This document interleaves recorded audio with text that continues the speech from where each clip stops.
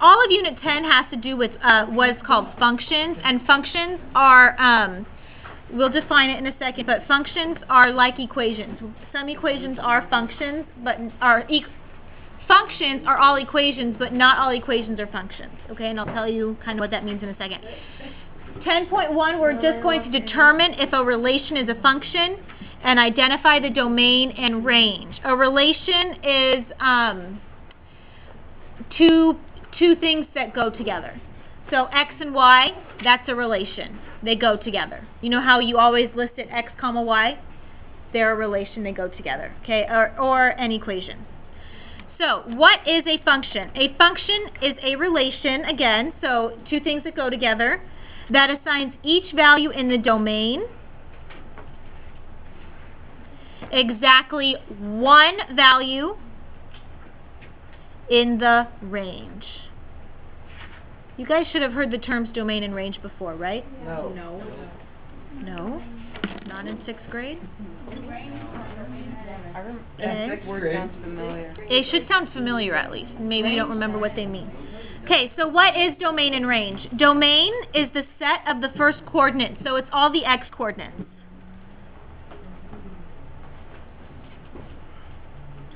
Okay, so when you're given a list of coordinates, the domain is just all of the x values. And we can just list them. So what do you think the range is? The set of second coordinates, or which ones? The y coordinates. So the x's are the domain, the y's are the range. Now I remember. Okay, so those are our definitions. Okay, so let's look at the definition of function again now that we know what domain and range are. Okay, so a function is a relation that assigns each value in the domain exactly one value in the range. So that means that every x can only have one y value. Okay, so we can't repeat x values. Okay, so let's look at example 1. You're given a list of coordinates, and we want to determine if each of relation is a function. Okay, so let's look. What are we looking at here? We're looking at the domain. So what I think would be helpful for us is if we list the domain and list the range for each one. So let's, hold on a second. Okay, let's look at all of our domain. What is in the domain here? -2.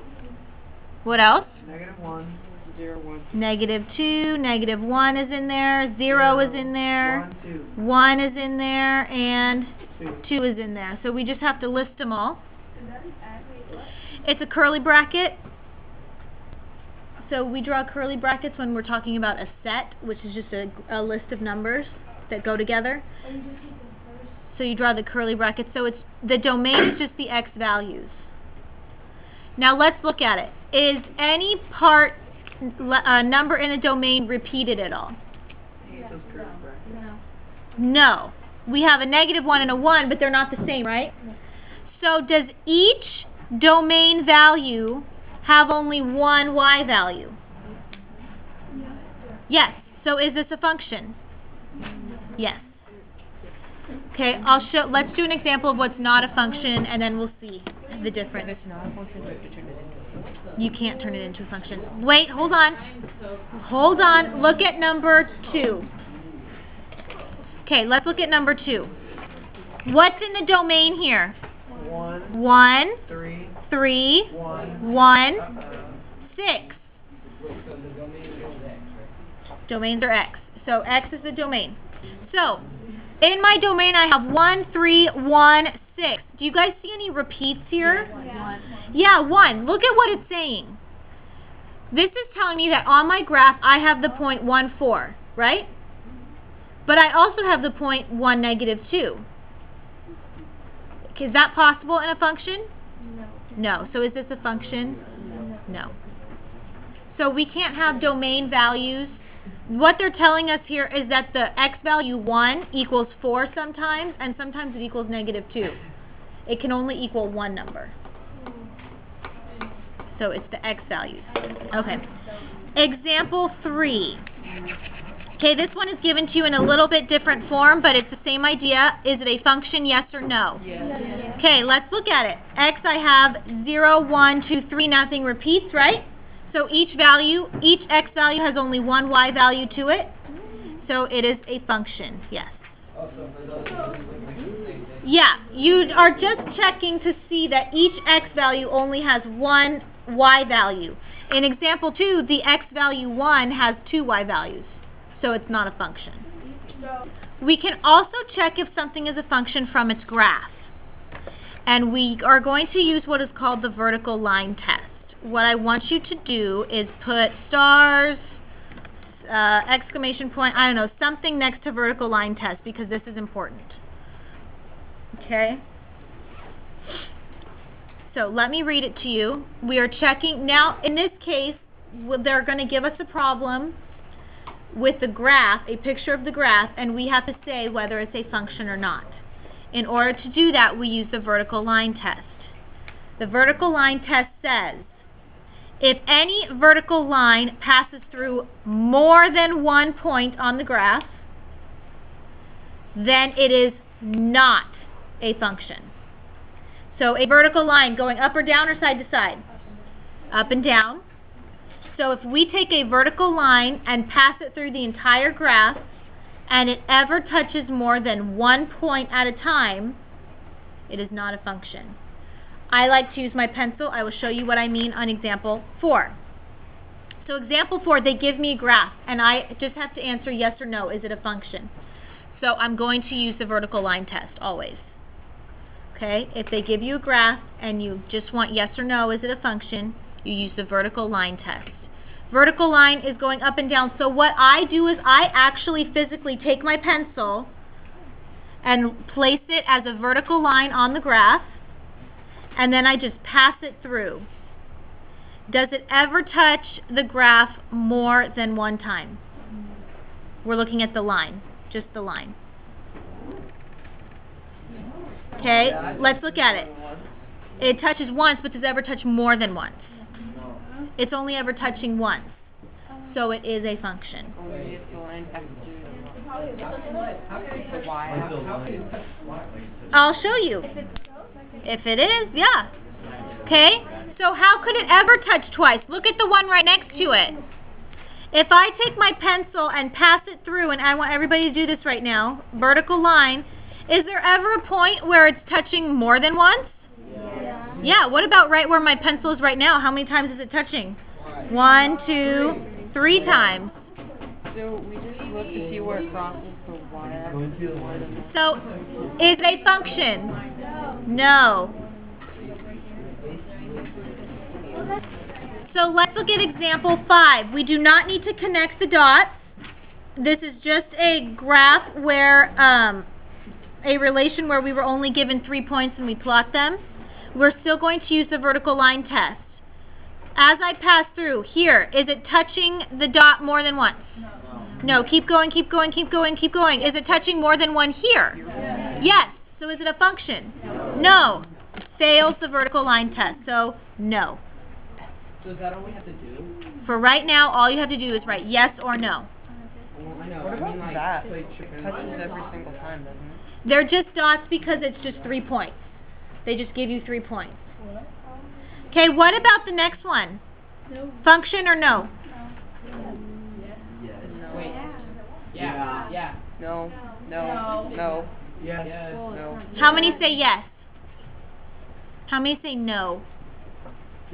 You guys are right. It is not a function. It's not touching at all until right here, and then how many points is it touching? All of them, right? This is a line that goes straight up and down. There's infinity number of points in there. Right here, it's touching every single one of them because it's a vertical line. So it is not a function. Vertical lines are never functions. Okay? Okay, vertical lines are never functions. What about horizontal lines? I'm passing my vertical line through. How many times is it touching there? Once. How many here? Once. How many here? Once. How many here? Once. Function, yes or no? Yes.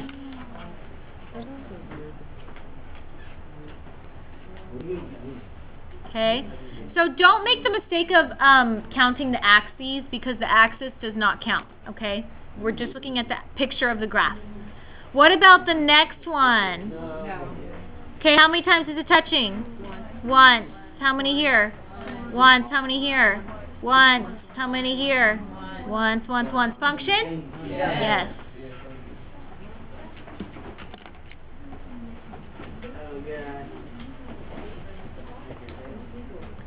Okay, so example 7 and 8 just want us to find the domain and range of each function, of each relation, and then state, is it a function? Okay, so what we have to do is we have to list them separately, domain and range. Let's start with the domain, and we put them inside the curly brackets, and we just have to list. Okay, if you ever have any repeating values in the domain or range, you do not have to list them more than once. You only have to list them one time. Okay? Okay, so looking at example 7, where is the domain here?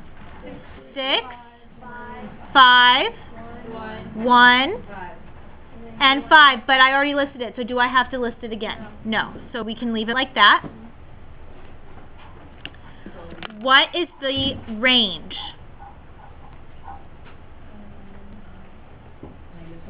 -7, -8, 4, and 5. Why don't Jason put the other 5? In the domain? Because it's listed twice, so we only have to list it once. Is this a function? No. Why no? Because there's 2 domains. Because there was 2 5s in the domain, right?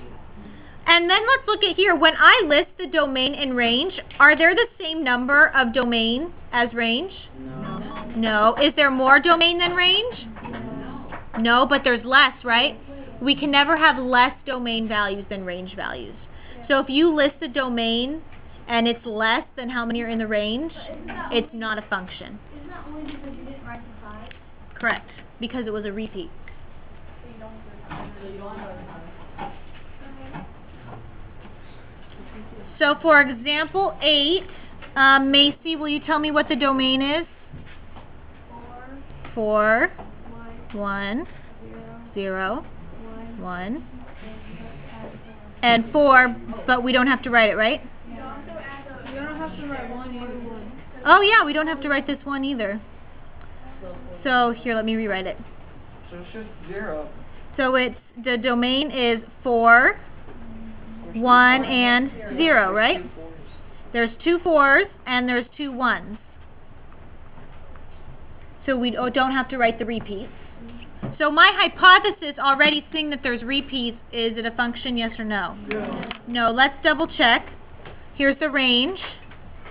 What's the range? Bobby, what's the range?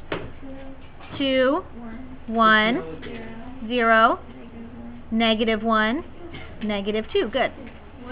Okay, is there equal or more numbers in the domain than the range? There's less, right? So is it a function? No. Can you guys write that note really quick off to the side, and then I'll answer your question? Okay, so off to the side, there must be, or how about domain must be greater than or equal to the range. So you have to have either the same or more values in the domain than in the range to be a function. Because what happens when we have repeats? When we have repeats, it's not a function and we'll end up with less values in the domain.